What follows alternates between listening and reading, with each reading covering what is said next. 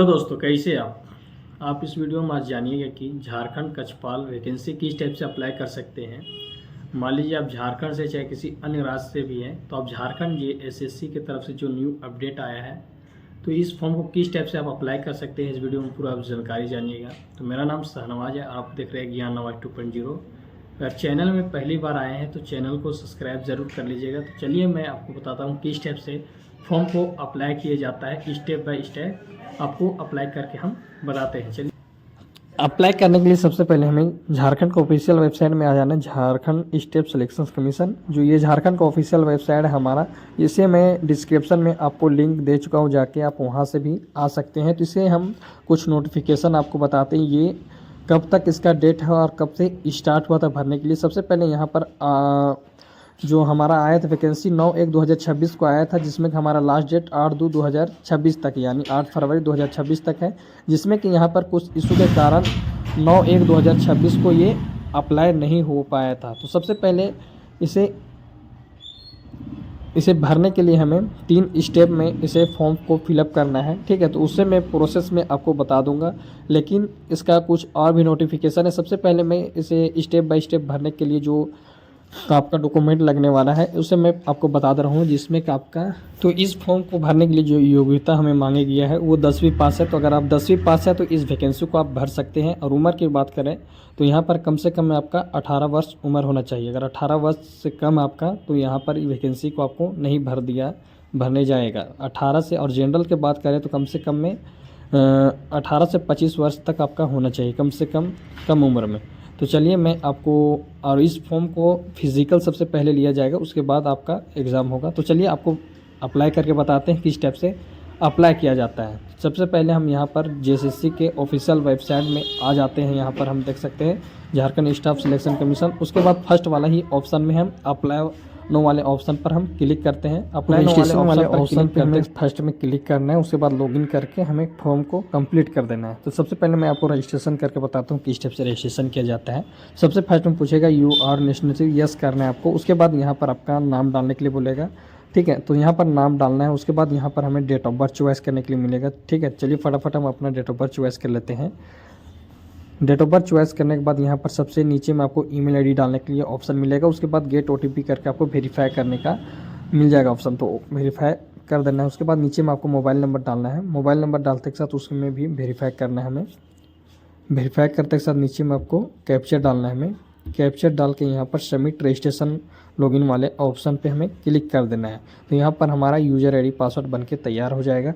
तो यहाँ पर बहुत सारे लोगों का भी यूज़र आईडी मोबाइल में ओटीपी नहीं आता है, तो वहाँ पर जो पहले का मैसेज आपका ईमेल आईडी में रहता है उसे डिलीट करने के बाद मैसेज यहाँ पर हमारा देखने को मिल जाएगा। तो इस तरीक़ा से आप यूज़र आईडी पासवर्ड बना लीजिएगा। उसके बाद यहाँ पर एप्लीकेशन फॉर्म भरना है हमें दूसरा स्टेप में। तो यहाँ पर ये टोटल हमारा 5 स्टेप में ये फॉर्म कंप्लीट होगा। तो यहाँ पर सबसे पहले यहाँ पर दूसरा स्टेप भरने के लिए चलिए मैं आपको बताते हैं किस स्टेप से ये दूसरा स्टेप भरा जाता है। उसके बाद यहाँ पर हमें प्रोसीड वाले ऑप्शन पर क्लिक कर देना है। चलिए फटाफट हम प्रोसीड वाले ऑप्शन पर क्लिक करते हैं। प्रोसीड वाले ऑप्शन पर क्लिक करते के साथ यहाँ पर नेम ऑफ कैंडिडेट का आ जाएगा।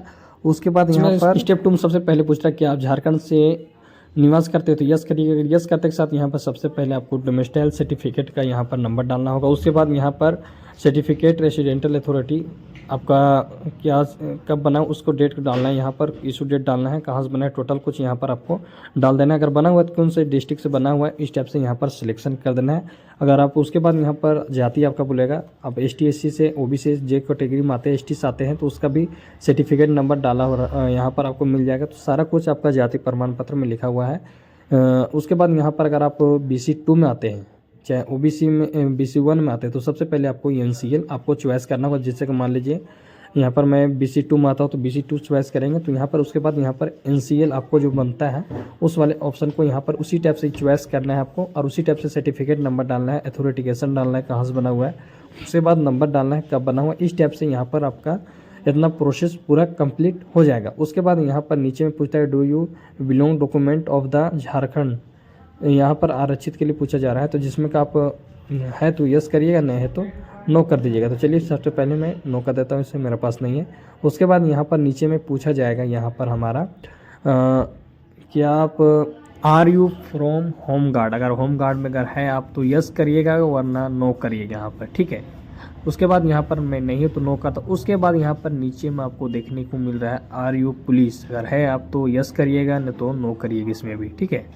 उसके बाद सबसे पहले यहाँ पर नीचे में अगर आपको मिल रहा है अंडर स्पोर्ट कोटा, अगर इस कोटा से आते हैं तो यस करिएगा, ना तो इसमें भी आपको नो करना है। तो यहाँ पर सबसे पहले में नीचे में मिल रहा है पेपर 2 लैंग्वेज सिलेक्ट। यहाँ पर पेपर 1 सबका कंपलसरी रहता है। यहाँ पर पेपर 2 में आपका झारखंड का बहुत सारा लैंग्वेज है, जिसमें कि आप कोई सा भी एक लैंग्वेज रख सकते हैं पेपर 2 में, उसी के हिसाब से एग्ज़ाम आपका पूछा जाएगा। तो ठीक है, बहुत सारा उर्दू है, संस्कृत है, ठीक है, हिंदी है, इंग्लिश है, जो भी कोटा आप पेपर 2 में रखना चाहते हैं उसे आप रख सकते हैं। तो चलिए मान लीजिए मैं हिंदी रखना चाहता हूँ तो हिंदी रख लेते हैं। उसके बाद यहाँ पर कुछ नहीं करना, यहाँ पर एप्लीकेशन फॉर्म मेरा कंप्लीटेड हो जाएगा। यहाँ पर सेव या नेक्स्ट कर देना है हमें, ठीक है। तो यहाँ पर सारा कुछ मैं आपको अच्छी तरीक़ा से, अगर आप मान लीजिए झारखंड से नहीं है तो अगर आप नो करते हैं तो ये पर आपका जाति, स्थानीय सर्टिफिकेट, ये सब कुछ आपको नहीं मांगेगा। यहाँ पर आपको सिर्फ जेंडर चॉइस करना है और आपको पेपर 2 चॉइस करना है और आप सेव और नेक्स्ट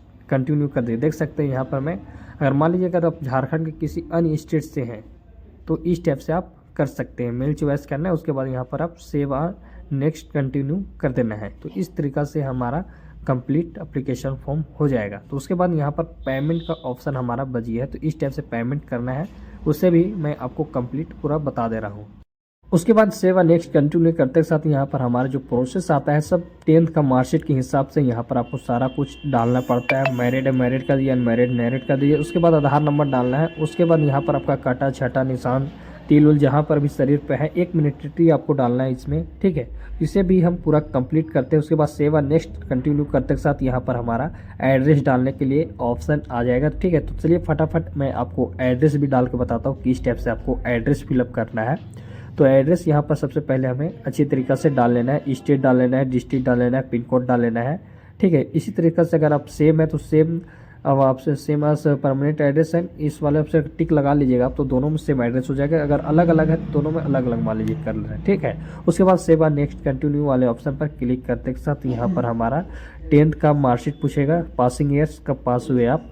उसके बाद यहाँ पर डॉक्यूमेंट डोमेस्टिक नंबर डालना है आपको, जो भी सर्टिफिकेट में नंबर लिखा हुआ है, मैक्सिमम नंबर कितना था और कितना नंबर आया आपका, स्टेप सारा कुछ यहाँ पर आपको फिलअप कर देना है। उसके बाद परसेंटेज कितना आया, उसके बाद सर्टिफिकेट नंबर यहाँ पर हमें डाल देना है। 10th का जो भी मार्कशीट रहता है उस पर लिखा हुआ रहता है, उसे हम यहाँ पर अच्छी तरीक़ा से फिलअप कर लेते हैं।